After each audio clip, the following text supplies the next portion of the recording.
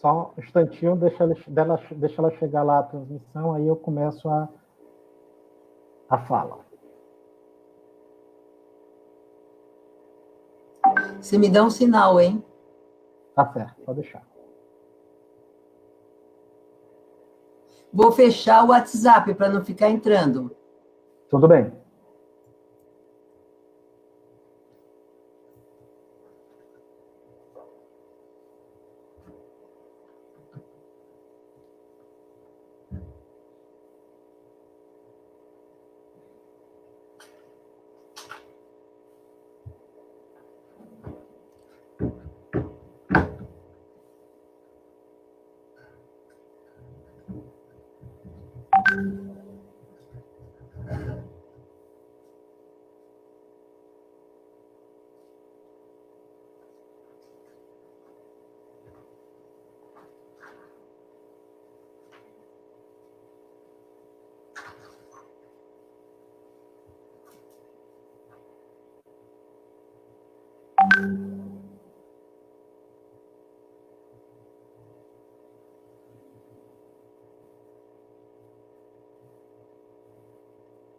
Estou só esperando abrir aqui na página do Labor o vídeo.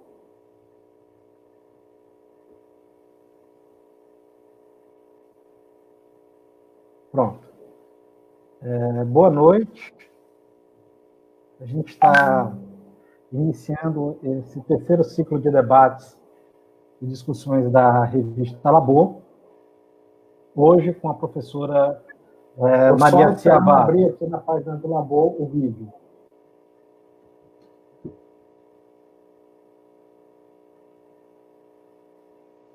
Bom, boa noite.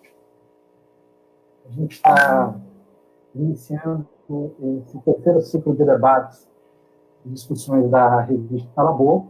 A revista Labor ela pertence ao Laboratório de Estudos do Trabalho e Qualificação Profissional, vinculada ao programa. A revista Labor é vinculada ao programa de pós-graduação em educação da UFC, e está realizando um ciclo de discussões ao vivo sobre a pandemia e seus impactos no mundo do trabalho, na vida dos trabalhadores, na economia, na política, na saúde mental e na educação. A revista Labor é publicada em formato digital há 12 anos. É uma referência de sadia pluralidade de olhares sobre a realidade, tendo a educação, a economia política, a sociologia, a história sobre a pandemia, tem um som e a filosofia como áreas políticas e acadêmicas voltadas ao estudo da realidade. Neste terceiro ciclo, estamos em conexão com a professora Maria Ciavata, professora titular em Trabalho e Educação e associada ao programa de pós-graduação em Educação no mestrado e doutorado da Universidade Federal Fluminense. A professora Maria Ciavata atua na área de pesquisa em Trabalho e Educação e é coordenadora do Grupo Tese, Projetos Integrados de Pesquisa em Trabalho, História, Educação e Saúde. E ela também é pesquisadora 1A pelo CNPq. Nesse terceiro ciclo, a revista Labor, junto com a professora Maria Ciavata, debaterá o tema Formação de Trabalhadores sob efeito da pandemia e da crise social. Professora Maria Ciavata, muito grato pela sua presença. Projetos integrados. A palavra agora está com a senhora. História, Educação e Saúde. E ela também é pesquisadora 1A pelo CNPq. Nesse terceiro ciclo, a revista Labor, junto com a professora Maria Ciavata, debaterá o tema Formação de Trabalhadores sob efeito da pandemia e da crise social. Boa noite. Agradeço à Universidade Federal do Ceará, particularmente à revista Labor, e o meu boa noite de modo especial aos professores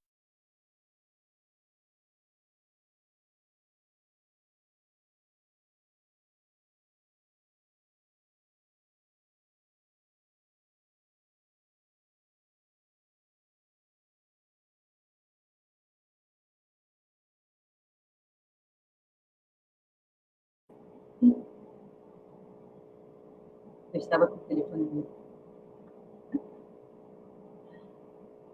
Eu estava sem estar com o microfone ligado. Eu vou repetir o meu boa noite aos professores da Universidade Federal do Ceará, particularmente à revista Labor, e aos professores que eu conheço mais perto, a professora Helenice, o professor Enéas Arraes Neto, o professor Gerciano Pinheiro Feijó e o professor Valdecílio. Eu fui apresentada para fazer um debate. Acho que a coisa é mais simples. Eu, pelo pouco tempo que tivemos de contato, eu classificaria este live apenas como uma conversa refletida. Em primeiro lugar, eu quero manifestar aqui o meu silencioso respeito ao sofrimento, ao desamparo, à tragédia que estamos vivendo, à tristeza profunda de todas as famílias que perderam seus pais, filhos, companheiros, parentes e amigos nesta pandemia que assola cerca de 200 mil brasileiros e já conta 5 mil mortos.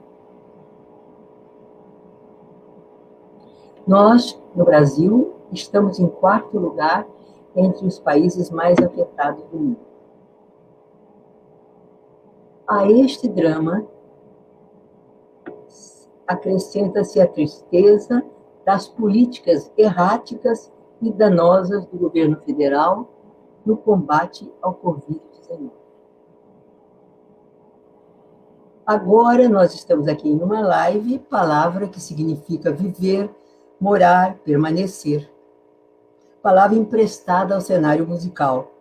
Nome de uma banda americana nos anos 80 e nome de shows ao vivo, dos artistas. O Facebook liberou há poucos dias para todos os usuários a função live, que permite que a pessoa faça vídeos ao vivo e publique na linha do tempo. Uma coisa muito boa, e acho que os artistas, particularmente, que têm performance a apresentar, estão bastante satisfeitos com essa possibilidade de manifestação e comunicação com as pessoas. No mundo acadêmico, onde eu vivo, onde eu trabalho, a palavra live é uma apropriação recente. Não sendo uma performance artística, esta é uma conversa, é uma reflexão sobre um tema. A formação dos trabalhadores neste contato social adverso a todos nós. Mais do que uma live, nossa reflexão inicial se aproxima, mais da palavra catarse, que é uma palavra grega que significa purgação, purificação. A catarse dava sentido de purgação e purificação às narrativas dramáticas que suscitavam piedade e temor,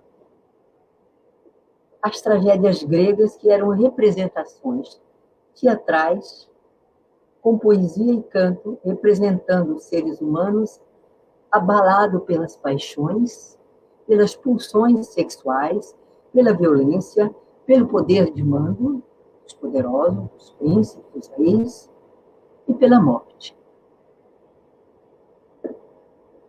A encenação das tragédias levaria à catarse, isto é, a formas como o ser humano vivenciaria as dores da vida.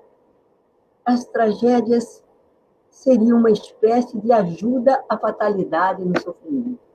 Um lenitivo, um alívio, um viver junto para seguir adiante.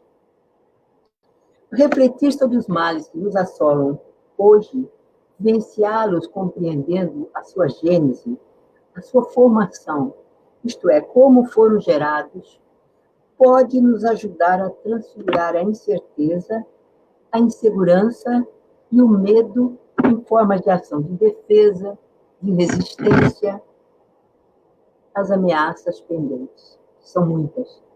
A morte é uma ameaça permanente na vida humana.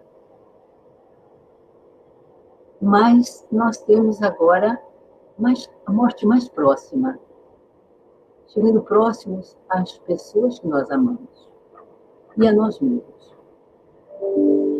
Talvez seja este o sentido a falar da formação dos trabalhadores em um momento em que eles estão perdendo antigos direitos. Estão perdendo empregos, estão perdendo antigos direitos. Alguns direitos seculares, no início do século passado, conquistado desde o início dos anos 1900, com muita luta, e com mortes, e com sofrimento, e com repressão. Hoje, milhões estão desempregados. Muitos mesmo, sem assistência médica, sem vaga nos hospitais para tratar os familiares, sem moradia adequada para uma convivência saudável, sem saneamento, sem água tratada para as unidades, para os cuidados de prevenir-se contra o Covid-19. Também muitos trabalhadores estão sem alimentação adequada, sem poder receber auxílio mínimo, sujeitos que estão à burocracia econômica, excluídos dos seus direitos como cidadãos, que contribuem para o orçamento nacional, com impostos diretos e indiretos sobre a produção, sobre o consumo e sobre serviços. Esta é a face real, algum dos processos sociais da grande tragédia que estamos vivendo, cujos efeitos deram visibilidade à grande população pobre e negra, principalmente, considerando a população brasileira, e com isso aumentaram o abandono ou a visibilidade do abandono pelo poder público. Se são teatrais as escusas e subterfúgios governamentais para o socorro médico e pagamentos do auxílio assistencial, nossa vivência atual não é teatro. É tragédia real em todas as suas dimensões. É esta dimensão do contexto da pandemia que urge compreender para agir agora e na pós-pandemia. Alguns fatos atuais são do conhecimento de todos, estão amplamente na imprensa. Servem para concretizar o sentido trágico da situação que o país está vivendo e com a qual não podemos nos conformar. Como mostram as autoridades científicas, os médicos, os profissionais da saúde, os governadores e prefeitos com responsabilidade para com suas populações.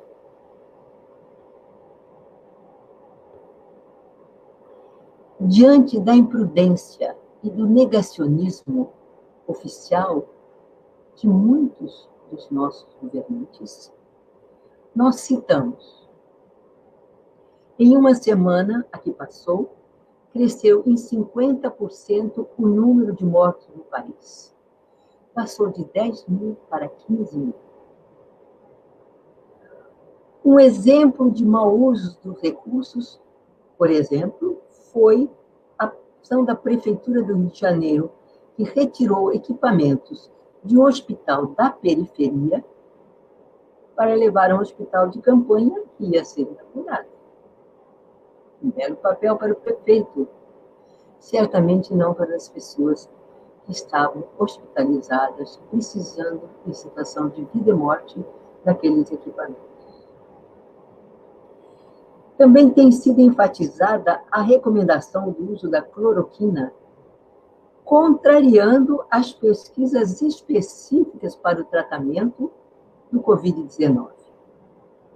A aplicação é possível em alguns casos, médicos devem decidir, mas jamais como uma recomendação geral que fosse suspender os efeitos do vírus.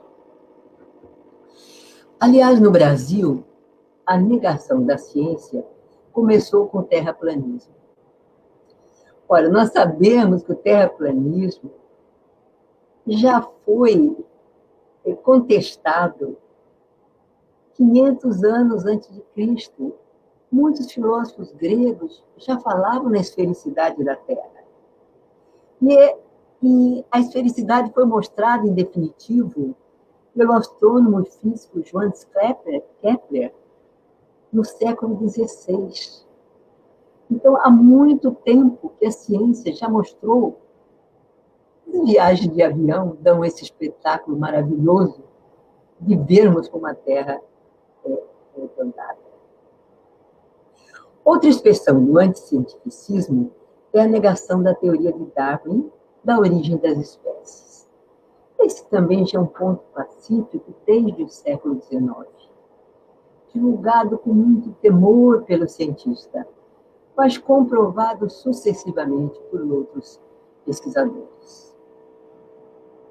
É chocante o desprezo à ética e a naturalização da perda de vidas. A exemplo de autoridades, e eu cito o senhor presidente e a senhora secretária de Cultura, Regina Duarte, em uma entrevista. Lamentável. A gente vê a entrevista, mas é lamentável. Também pessoas comuns justificam, isso é muito grave, a morte de milhares de pessoas, comparando a mortandade pelo coronavírus com o genocídio de Hitler e Stalin.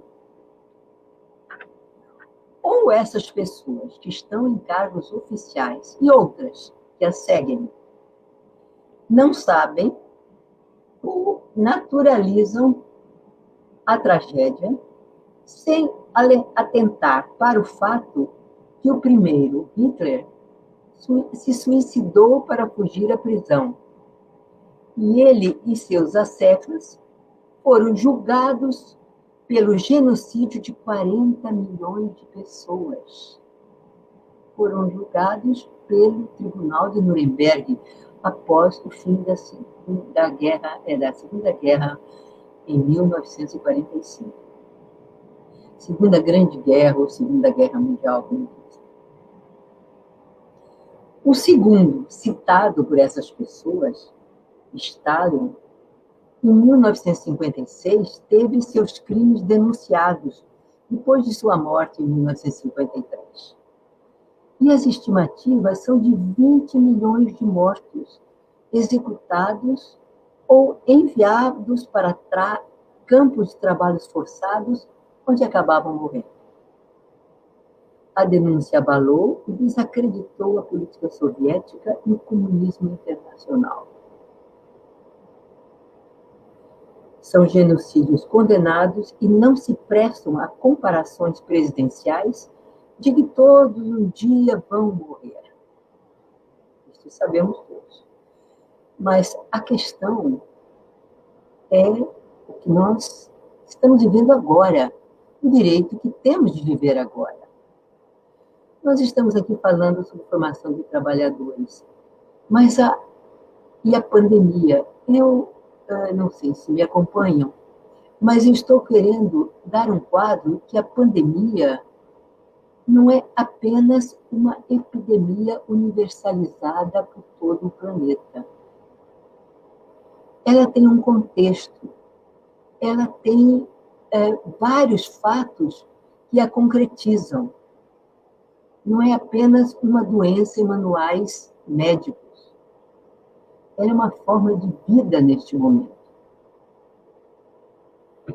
O negacionismo, a ignorância ou a desarticulação burocrática talvez expliquem por que, esse é outro fato bastante chocante que a imprensa noticiou, equipes de pesquisadores de várias e conceituadas universidades públicas e privadas, como a Universidade Federal de Pelotas, a USP, a Unifesp, a UERJ, a Fundação Getúlio Vargas. Então, esses pesquisadores foram agredidos e impedidos de levar adiante uma pesquisa sobre a incidência do Covid-19, pesquisa que estava sendo realizada, eu não sei agora como que eles decidiram, porque em alguns lugares a polícia interveio, pesquisa que está sendo realizada em 133 cidades do país.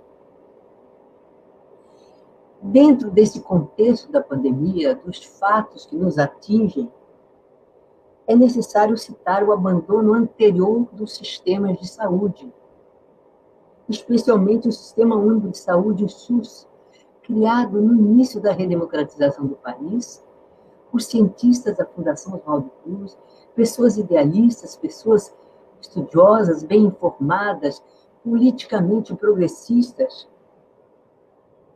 que pretendiam um serviço público de saúde para toda a população. Nos últimos anos, nós assistimos progressivamente ao fechamento de postos de saúde, de unidades de saúde que serviam ao Sistema Único de Saúde e serviam particularmente aos mais pobres, que não tinham e não têm direito a pagar caríssimos planos de saúde que são um grande comércio no país. Uma indústria, melhor dizendo. Também a universalização da educação pública de qualidade é parte da negação das políticas sociais para toda a população. Todos nós conhecemos escolas, muitas escolas privadas de toda e qualquer possibilidade de uma educação mais avançada.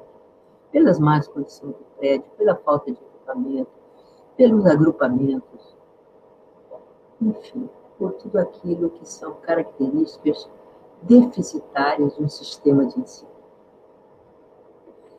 Assim, é enorme a negação dos direitos básicos de cidadania. Em 2015, as estatísticas apontavam 3 milhões de pessoas sem certidão de nascimento. Pessoas que não podiam ser atendidas no SUS, nem ter matrícula nas escolas. A gente deve, em resumo, compreender que nós, no Brasil, não obstante toda a riqueza natural e material e financeira que existe no país, nós não alcançamos sequer o sentido de civilização das democracias liberais. Muito menos de qualquer forma de socialismo, que muitas pessoas temem tanto porque não sabem nem o que significa. A imprensa denunciou ainda que estados e prefeituras deixam milhões de crianças sem merenda escolar, após a suspensão das aulas há 2 meses.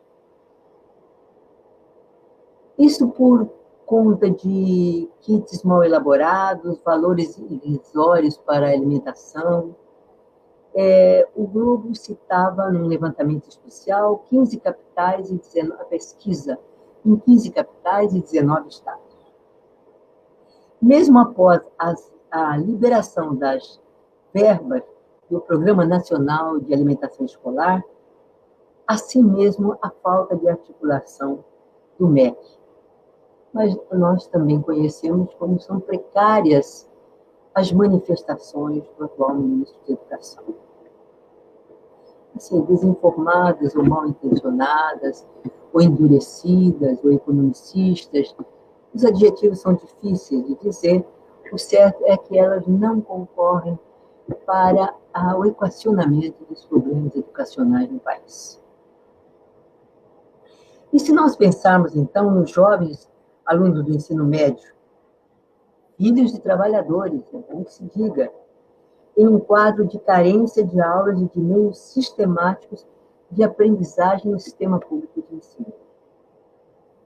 O presidente da República e o seu ministro da Educação insistem em manter as provas do Enem, a revelia de todos os especialistas que já se manifestaram contra as provas do Enem, ou pelo menos contra a decisão agora de provas do Enem em 2020, já que os estudantes estão há pelo menos 2 meses sem aulas presenciais, sem interlocução, sem possibilidade de esclarecer as dúvidas com seus professores de uma maneira satisfatória.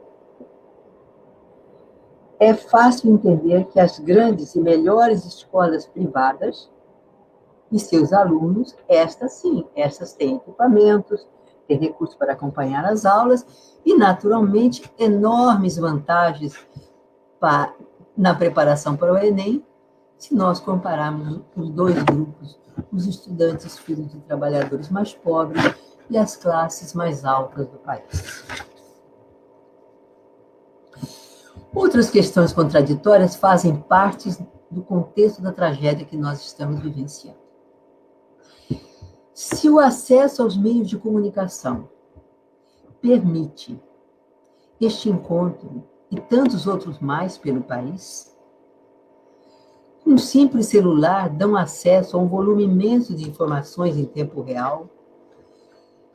Por outro lado, seu uso com mentiras, com as chamadas fake news, o efeito de demonstração do presidente e de seus seguidores, contestando as recomendações da Organização Mundial da Saúde, debochando do isolamento social, tem efeitos contraditórios e nocivos para uma população sem recursos e desinformada pelo conjunto de informações contraditórias, sem uma coesão na forma de combater esta pandemia.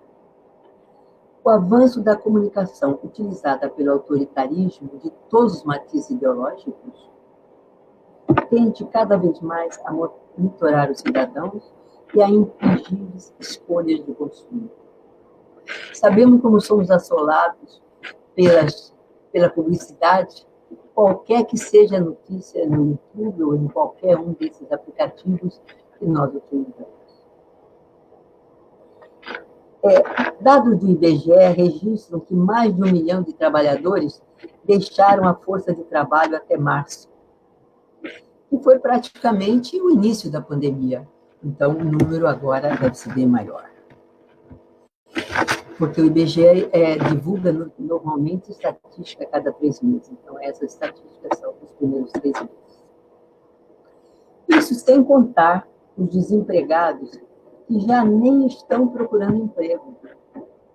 Enquanto isso, o mercado financeiro vai bem obrigado. Cresce, a exemplo da Google, da Google como empresa, da Microsoft, da Apple, do Facebook e da Amazon. Bem, a outra face de reflexão sobre essa tragédia, sobre a qual eu quis apontar algumas das mediações, isto é, alguns dos processos que dão visibilidade e sofrimento extremo às pessoas em diferentes níveis, com diferentes contundências, dependendo de quais são as questões que as atingem de uma forma direta.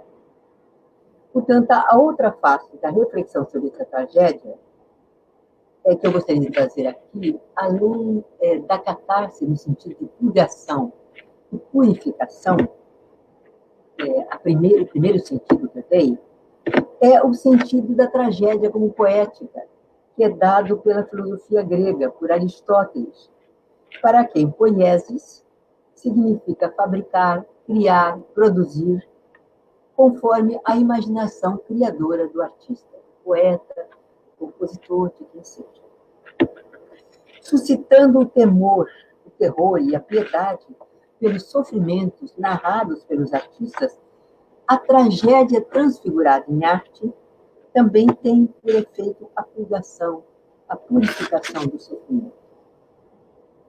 Parece-me que podemos extrair destas duas interpretações da tragédia dos sofrimentos humanos a valorização de todos os atos criativos e de valorização da vida que possamos, todos os atos,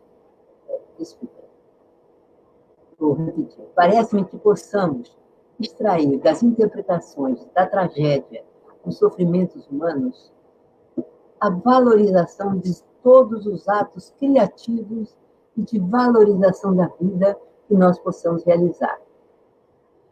Para a filósofa brasileira Marilena Chaui, a tragédia, enquanto obra de arte, então na linha de Aristóteles, ela é a arte de transfiguração dos sofrimentos. Ela tem uma finalidade educativa e formadora do caráter e das virtudes. Por isso, deve suscitar no espectador paixões que imitem as que ele sentiria se os acontecimentos trágicos acontecessem com ele. Eles estão acontecendo com ele. Hoje mesmo, eu soube de uma pessoa amiga que entrou ontem no hospital e a família recebeu a comunicação de que ela está muito mal. Ninguém a viu, nem pode vê-la, nem seu irmão que nos comunicou. Para nós, seres humanos, para nós brasileiros, esses acontecimentos são ameaças, descasos e danos sobre a pandemia. Mas o sentimento e a reflexão sobre a tragédia desses sofrimentos devem nos levar a se libertar do peso dessas emoções. Deve nos levar, como espectadores e como sujeito dessa grande catástrofe sanitária e política, no Brasil não é só sanitária, é política a catástrofe também, que se apresenta, salvo se os rumos forem outros daqui para frente. Enfim, nós somos chamados a reconhecer o bem e o mal das paixões, a compreender o significado da tragédia. Assim, essas lives despretensiosas como esta que eu estou fazendo, este empenho no diálogo e na união de esforços deve nos unir no sentimento e no entendimento das ações para a reprodução da vida de todos os dias. E aí se situa o humano, e aí se situa o trabalho humano e a educação ou formação dos trabalhadores. O que é o trabalho humano? Não é apenas emprego ou informalidade para garantir o sustento diário, sem proteção, sem dinheiro assegurado, onde se situa 50% da população brasileira, os invisíveis, os sem certidão de nascimento, sem identidade, sem carteira assinada. Em seu sentido primeiro, o trabalho é atividade fundamental para a sobrevivência do ser humano, que age transformando a natureza, tudo que a terra oferece para obter vida. O trabalho é uma atividade criativa e fundamental, imprescindível no dia a dia. Nessa quarentena, que já passou de cinquentena, do fica em casa, nós, mulheres particularmente, sabemos o que representa organizar a vida da família e assumir todas as responsabilidades que antes nós tínhamos divididas, se não executadas, por diaristas, babás, empregadas domésticas, que nos ajudavam a manter a vida em ordem, a casa limpa e tudo mais. Este trabalho fundamental, considerado como não trabalho, que é considerado como dedicação, papel da mulher tradicional, cresceu em quantidade e em significado nestes dias. Mas há outras formas históricas de trabalho, além dessas básicas, que é da reprodução da vida, que é de manter a vida nossa e dos nossos familiares. Aquelas formas históricas de trabalho que até as lutas feministas pelo seu reconhecimento foram atribuição e reserva de trabalho e reserva de mercado de trabalho dos homens, que tinham a provisão de bens e o mando na vida familiar e nas suas mulheres. Além do aspecto doméstico da significação do trabalho, cabe pensar sobre a expressão social como parte substantiva da produção de bens e serviços, da reprodução do capital, do enriquecimento dos que detêm máquinas e equipamentos, capital de reserva e contratos para serem bem-sucedidos. No outro extremo, as classes trabalhadoras, aqueles que trabalham sem vínculos laborais, sujeitos ao trabalho nas suas formas precárias, ao trabalho intermitente, os entregadores, por exemplo, que estão nos abastecendo em nossas casas, a desocupação, a ausência de proteção social. A educação na família e na escola, na vida em sociedade, tem seu sentido fundamental como formação humana e humanizadora, com base em valores e práticas ética e culturalmente elevados. Mas ocorre também nessas formas pragmáticas a serviço dos interesses e dos valores do mercado. A educação acompanha o desenvolvimento econômico das classes e dos grupos, das classes e dos grupos políticos no poder. No Brasil, desde a colônia, o império, passando pela escravidão, passando pelo império, pelos primeiros tempos da República, aos filhos das elites sempre foi destinada a educação secundária. E aos filhos dos pobres e dos trabalhadores, a educação para o trabalho, a preparação para o trabalho.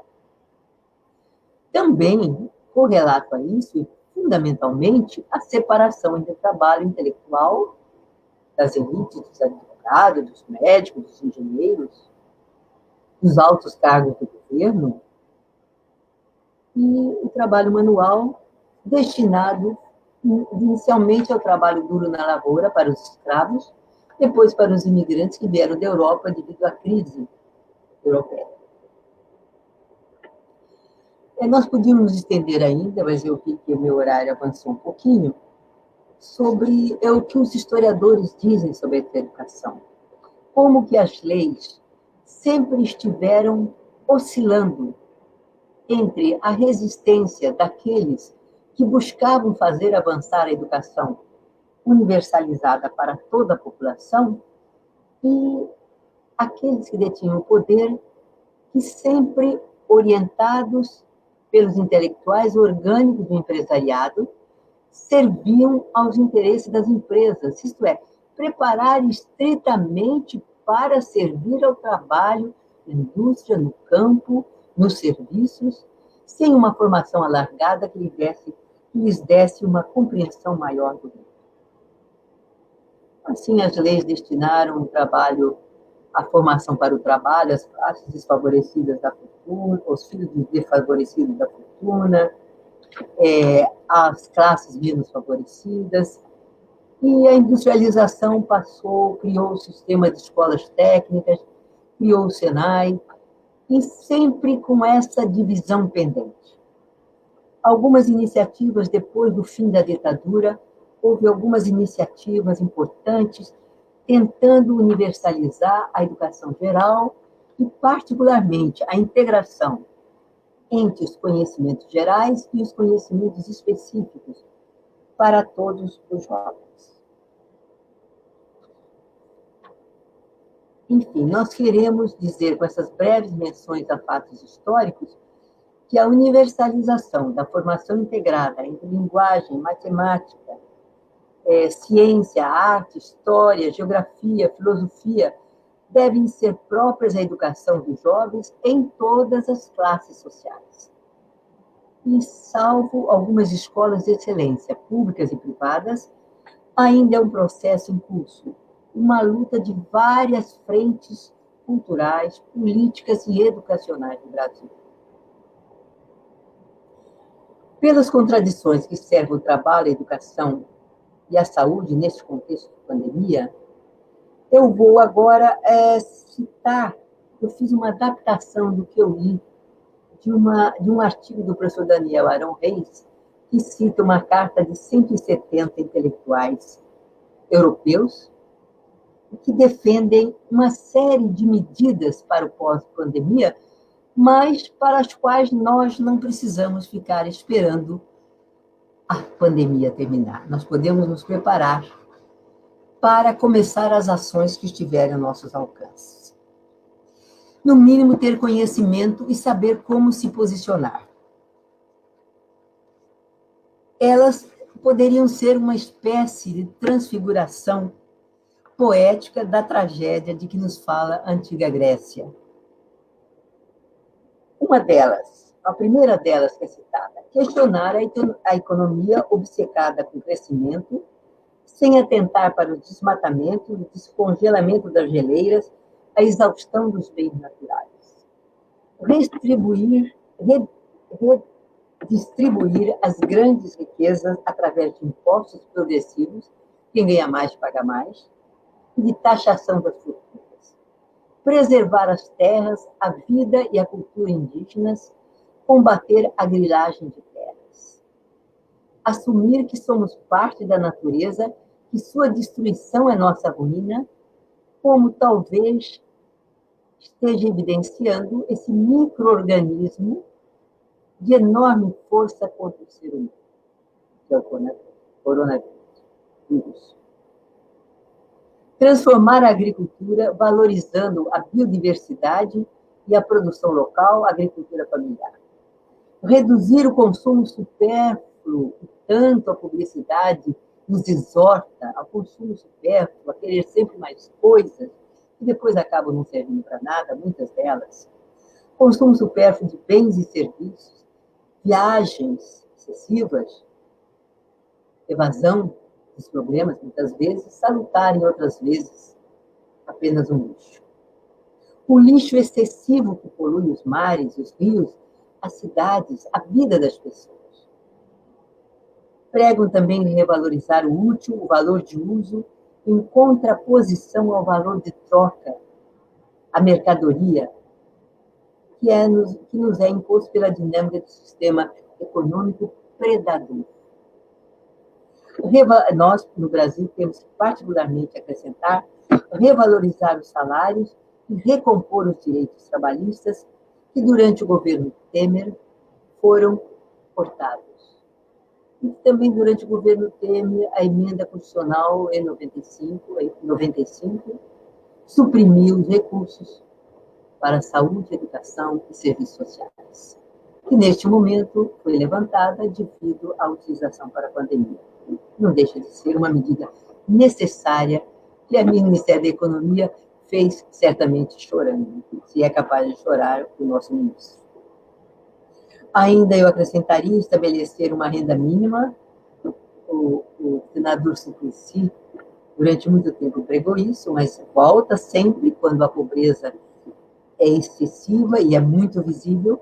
Uma renda mínima diante da redução de empregos decorrente da introdução crescente também dos avanços tecnológicos da automação produtiva. Ainda se fala em congelar as dívidas dos trabalhadores, dos pequenos empresários. Eu concluiria pedindo desculpa aos organizadores se passei um pouquinho do tempo, eu me distraí, na verdade. Se a utopia é um país imaginário, segundo Thomas Moros, que viveu no século XV, onde um governo organizado da melhor maneira proporciona ótimas condições de vida a um povo equilibrado e feliz, a utopia é parte do sonho, mas é também parte das lutas concretas por uma vida real, mais humanizada. É isso que nós queremos deixar aqui como mensagem principal a todos que nos acompanham nesta noite. Muito obrigada. Obrigado, professora Ciavata. Na verdade, somos nós que agradecemos. Ouvi-la é tão doce que eu tenho certeza que as mais de 60 pessoas que estão nos acompanhando estão fazendo e fariam por um tempo muito, muito longo. E aí eu parto para agradecer quem está nos acompanhando. Eu vou citar aqui algumas pessoas, professora, e vou destacar aqui 3 perguntas, 3 colocações em formas de pergunta, para a senhora ainda nos brindar um pouco com a reflexão. Eu acho que é uma reflexão extremamente importante nesse momento, que traz uma perspectiva social, uma perspectiva política e uma perspectiva histórica, assim, de uma riqueza que é o que se mais destaca. Eu quero agradecer a presença. A gente está no Brasil inteiro, o Marcelo Della Torre aí no Rio de Janeiro, a Riane e a Gianice lá no Pará, o professor Braulio, lá no Acre, a professora Flávia, da escola Joaquim Venâncio, a professora Madalena, do Instituto Federal aqui do Ceará, lá de Horizonte, a Adelane, lá de Umirim. E aí temos colegas aqui do Pernambuco, do Maranhão, certo? É um prazer estar com todos vocês nesse momento. A professora Adriana, lá do Cariri, o professor Fábio Sobral, aqui do Departamento de Economia da UFC. Muito grato pela presença de todos aqui nessa noite. Professora, e aí eu vou destacar 3 questões para ajudar a suscitar ainda mais o debate. A primeira questão aí da Geanice Bahia Cruz. Professora Ciavaco, como analisar o descaso desse desgoverno com a questão da pesquisa e da ciência? Né? Geanice, lá do GEPET, da UFPA, lá de Cametá. Né? Deixa eu ir aqui, a senhora consegue ver aí? Eu não estou conseguindo ler aqui embaixo, que a letrinha está muito pequena. Você não pode pôr aqui no chat o texto para eu poder entender toda a pergunta? Certo. Deixa eu tentar. Na parte lateral da tela que a senhora vê, tem comente. Eu tenho a parte lateral aberta. O item comente. Se a senhora clicar nele, vai aparecer todo o chat. Ah, ótimo. Certo? Ele está a 7h21 horário. Sim, aqui tem algumas pessoas, mas não vi as perguntas. Onde é que estão as perguntas? Aparece às 7h21. A senhora consegue acompanhar pelo horário? Olha, as questões, eu estou vendo, agradeço aqui todas as palavras das pessoas, mas eu não estou acompanhando. Se você repetir, então você repita a pergunta, por favor. Tá bom. Aqui? Professora Ciavaco. Live comment, private chat não é, não, né? É live comments. Não. Então, repete para mim a pergunta de uma maneira não muito cearense, bem clara e alta, por favor. Professora Ciavaco, isso. Como analisar o descaso deste desgoverno com a questão da pesquisa e da ciência? Essa pergunta é da Gianice, lá do Grupo de Estudos e Pesquisas em Trabalho e Educação da Universidade Federal do Pará. Ótimo, está entendido. Tá, então, deixa eu ir aqui para uma nova pergunta da Richelle. Professora Ciavata, Richelle aqui da UFC, aqui de Fortaleza. Professora Ciavata, como avaliar as reais possibilidades de reação da classe trabalhadora frente a esse cenário de acirramento da questão social, agravado pela pandemia e pelo desgoverno em curso nesse país? E aí ela parabeniza pela explanação. E aí eu vou... Oi. Entendi. A senhora quer que eu repita? Não, pode dizer a terceira. A terceira pergunta, do Marcelo Della Torre, lá do Rio de Janeiro, do Departamento de Física, lá da Universidade Federal do Rio de Janeiro. Professora Ciavata, a senhora acredita que a direita e a extrema-direita estão se aproveitando da desmobilização temporária da esquerda devido à pandemia? Como unir a classe trabalhadora contra o projeto ultra-neoliberal?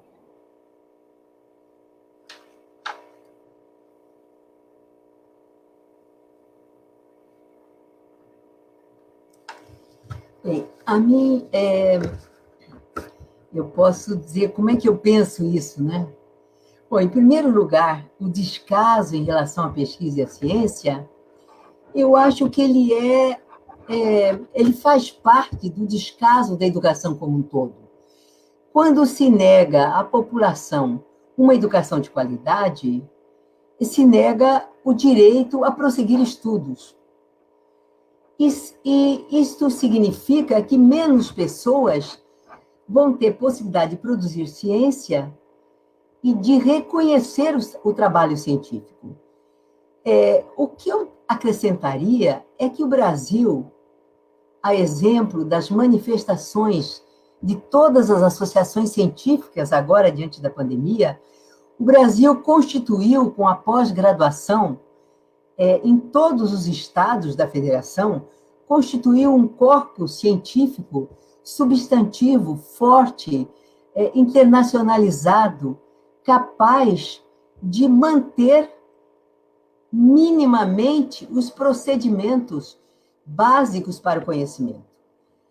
Eu acho, sim, que muitos projetos vão ser prejudicados, muitas pessoas vão ter suas pesquisas interrompidas, doutorandos, mestrandos, graduandos vão ter seus trabalhos debilitados neste processo, mas nós vamos voltar a viver plenamente. Não é possível acreditar que isso é o fim do mundo. Nós não estamos no fim do mundo. Decisivamente, eu não acredito no fim do mundo, e muito menos no fim agora. Agora, o que vemos, sim, é que muita dificuldade e muito sofrimento existe pela frente. E aí entra a pergunta da Michele, que é uma questão, eu acho, mais difícil até do que da ciência. Por quê? Porque nós assistimos, até pela eleição presidencial, nós assistimos a um desalento, a um descrédito da política. Uma classe trabalhadora que se afastou progressivamente dos sindicatos, das associações de trabalhadores,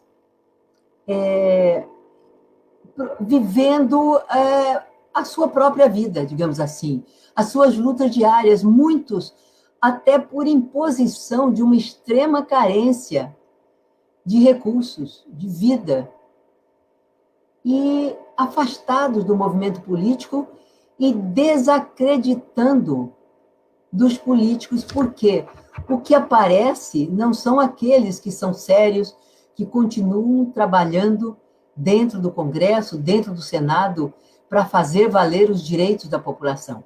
O que aparece, o que é escandaloso, são as pessoas que trabalham contra a população.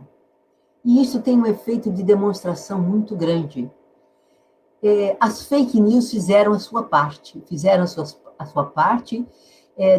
distribuindo esse descrédito, esse mal-estar, essa descrença entre as pessoas. E aí atingiu principalmente aqueles que podiam se manter com um mínimo. Assim, eu quero dizer, pessoas que tinham alguns bens, então, diante de muitas pessoas que não são dignas de confiança, também não valorizam a política, não valorizam os seus sindicatos, muitos com a desregulamentação da legislação trabalhista, viram que os sindicatos pouco podiam fazer a seu favor. Enfim, são coisas muito difíceis. Agora, eu vejo uma questão interessante que está ocorrendo, que é a mobilização das comunidades. Comunidades que me permitem, as pessoas, com todo o respeito, é um eufemismo para os moradores daquilo que originalmente eram as favelas. Isto é, os morros para onde a população que foi expulsa das áreas nobres que foram entregues ao setor imobiliário no início do século passado.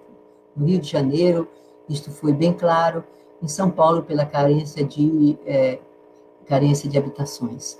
Enfim, as pessoas que foram morar nesses lugares e que constituem as comunidades. Na verdade, a palavra comunidade ela é uma palavra bastante forte. Ela significa pôr as coisas em comum. E é aí que eu chego, então, a esse ponto final a que eu me referi.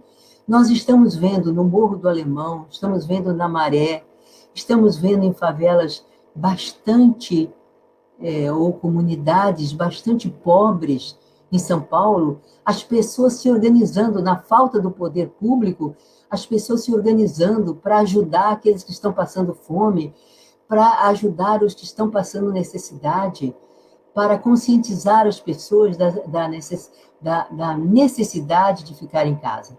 Ocorre que as condições são muito adversas. Então, se voltamos uma das suas últimas palavras, a questão social é, na verdade, também um eufemismo no Brasil, porque ela é a forma como as elites encontraram de chamar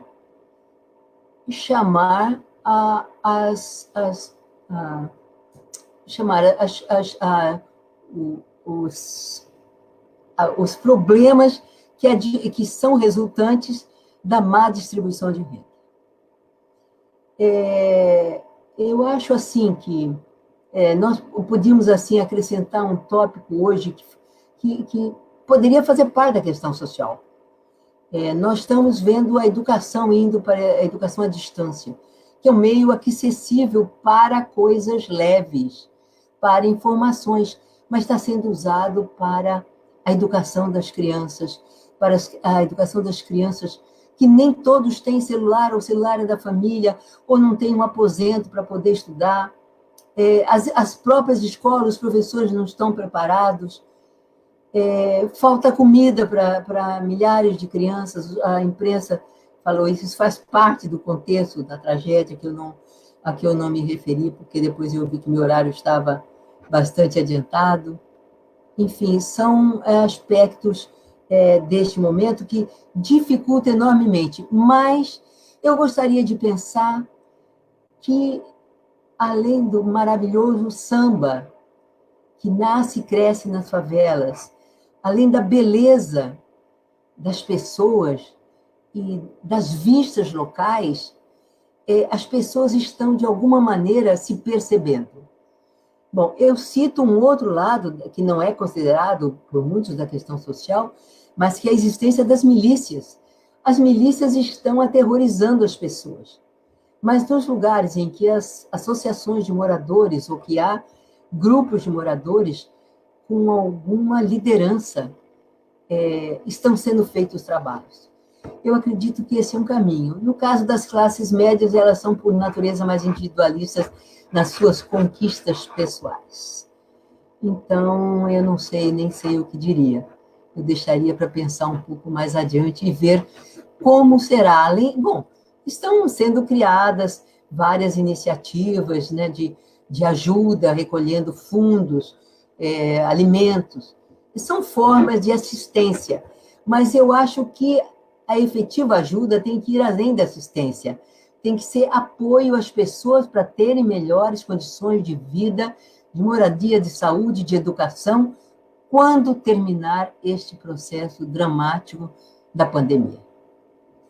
E acredita, a última pergunta, a última questão do Marcelo, acredita que a direita, a extrema-direita estão se aproveitando da desmobilização? Bom, não há nem dúvida, né? Agora, hoje à tarde eu vi uma imagem e eu ri quando eu vi a imagem. Foi uma imagem certamente feita por drone, está, né, no jornal, acho que no Globo, na Folha de São Paulo, agora não me lembro. Filmando a pequeníssima população que acorre ao presidente na manhã, em frente ao cercadinho. Muito engraçado isso, um presidente em frente ao cercadinho. Corre em frente ao cercadinho, junto aos jornalistas, para aplaudir as afirmações duvidosas do presidente. E eram muito poucas, pouco mesmo, sei lá, 100 pessoas, 200 que seja. Então, é alguma coisa que essa direita extrema, que o elegeu, eu tenho dúvidas se ela terá o mesmo apoio daqui para frente. Porque são muitas as carências políticas, é muito o desprezo, o deboche, a falta de atenção.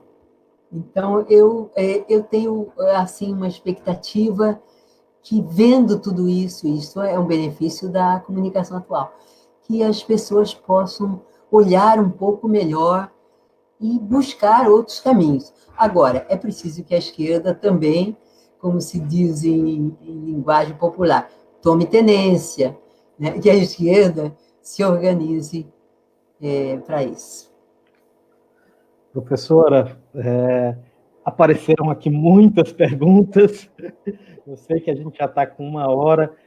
Se a senhora ainda permitir, eu vou juntar todas as perguntas numa só, porque elas têm uma relação.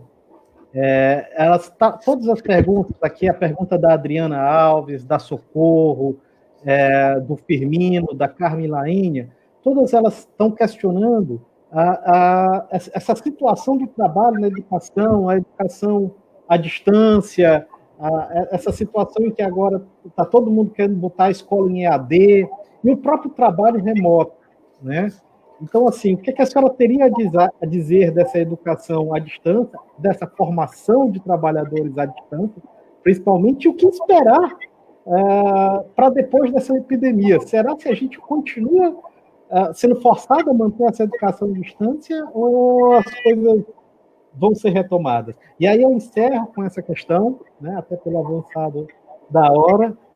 São muitos os elogios também, professora, a Lia, a Ana Paula, a Flávia, lá da Escola Joaquim Venâncio, certo? O Marcelo, que é do Instituto Federal do Rio de Janeiro, pediu para corrigir, fazendo diversos elogios e agradecendo enormemente as respostas e a fala. Então, assim, só para repetir um pouco, pessoal, pedindo que a senhora fale um pouco dessa educação remota, né, que a gente está vivendo agora, nesse momento, da formação dos trabalhadores remotos e o que esperar para depois dessa pandemia por parte dessa educação. Olha, a educação à distância é uma conquista. A educação à distância em si é uma conquista. É uma possibilidade não só para alcançar populações muito distantes, onde não há professores, onde são longínquas, difícil de se, né? E para certas atividades específicas. Ocorre que, no governo Temer, a partir de 2016, praticamente 2017, a reforma de ensino, a nova lei que foi feita, ela autorizou até 40% de educação à distância. Os setores mais bem informados, os setores progressistas, os que defendem que a educação não é só memorização, não é só ver por escrito e memorizar e guardar. Educação é diálogo, é contestação, é argumentação, é ouvir as várias opiniões, é refletir sobre elas. Isso é educação. E isso exige um professor. Um professor não é só um repetidor. O professor é basicamente um organizador de pensamento, um organizador mais do que pensamento, de informação. Ele é alguém que ajuda o estudante a pensar. Então, os setores se opuseram a essa lei e nós vemos que agora por exemplo, as universidades federais estão se recusando a aceitar como dados possíveis encontros à distância como se fossem aulas. Por quê? Porque o estudante precisa exercitar o diálogo e o exercício de pensamento, de reflexão, de raciocínio, de busca de informação. Então, estão se recusando a aceitar pura e simplesmente a educação à distância. Eu espero que nós, professores, porque eu sou professora também, não aceitemos isso, que ela sirva para algumas atividades, que continue a prestar os bons serviços, mas que não seja uma forma de aligeirar a educação dos nossos estudantes. Pois sim. Mais uma vez, muitíssimo obrigado, professora Ciavata. Eu que agradeço a presença de todos e essa oportunidade, né, de estar aqui com vocês.